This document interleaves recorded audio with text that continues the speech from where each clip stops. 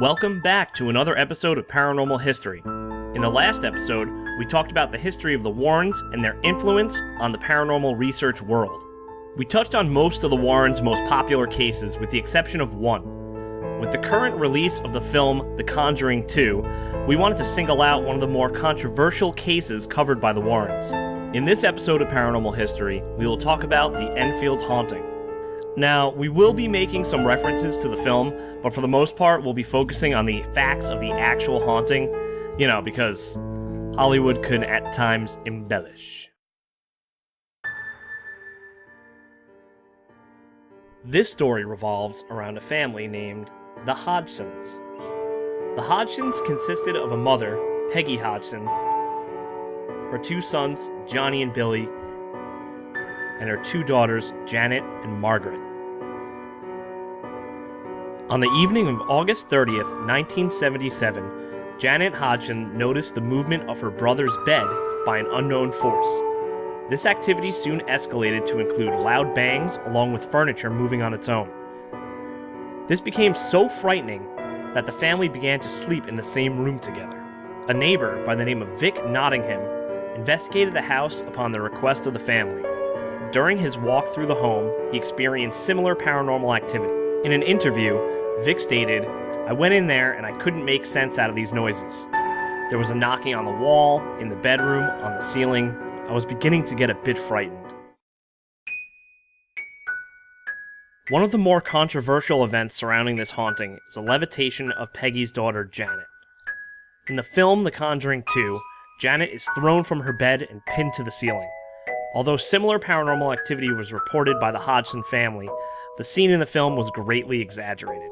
According to true accounts, Janet would either be thrown from her bed to land randomly around her room, or she would simply float above her bed. Janet was quoted as saying, quote, "The levitation was scary because you didn't know where you were going to land," end quote.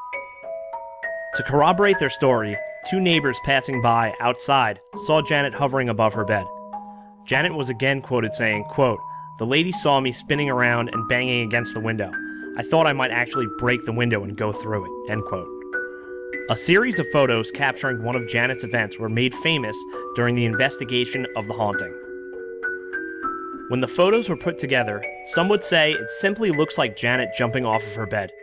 Most skeptics use these photos to discount any paranormal activity relating to this case. What do you think? Now, levitation is cool and all, but what really intrigues me is the alleged possession of Janet Hodgson by a dead man named Bill Uilkins, a man who had died in the living room of the house several years earlier. Janet has been recorded multiple times capturing the alleged voice of Bill Uilkins. In all seriousness, the voice coming out of the young girl is absolutely unsettling, and the idea that Janet would be able to produce this voice is impressive. Along with actual words and sentences, Janet was also known to bark and growl. The following interview captured Janet entering her trance. I was going to ask the same question as I asked earlier. How many voices are there? 600. 600 the voices. I know the joke. How many really are there, Margaret? I think so far we've had 10 Three. sensible voices, but the rest of the names are absolute rubbish. To make the possession even more intriguing, Janet was able to identify the way in which Bill had died. Janet is quoted as saying, quote, "Just before I died, I went blind, and then I had a hemorrhage and I fell asleep and died in the chair in the corner downstairs," end quote. Bill Uilkins' son, Terry, confirmed that Bill had died in a manner similar to what Janet described while she was possessed.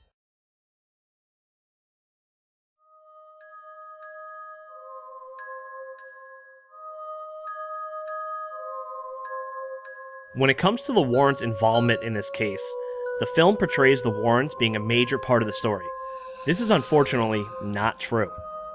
The Uarrens briefly investigated the poltergeist activity in the summer of 1978 and were just two of the many investigators to visit the Hodgson North London home on Green Street. Unlike the film, the Uarrens are not even associated with the quieting down of poltergeist activity. The activity was allegedly altered after a priest visited the home also in 1978.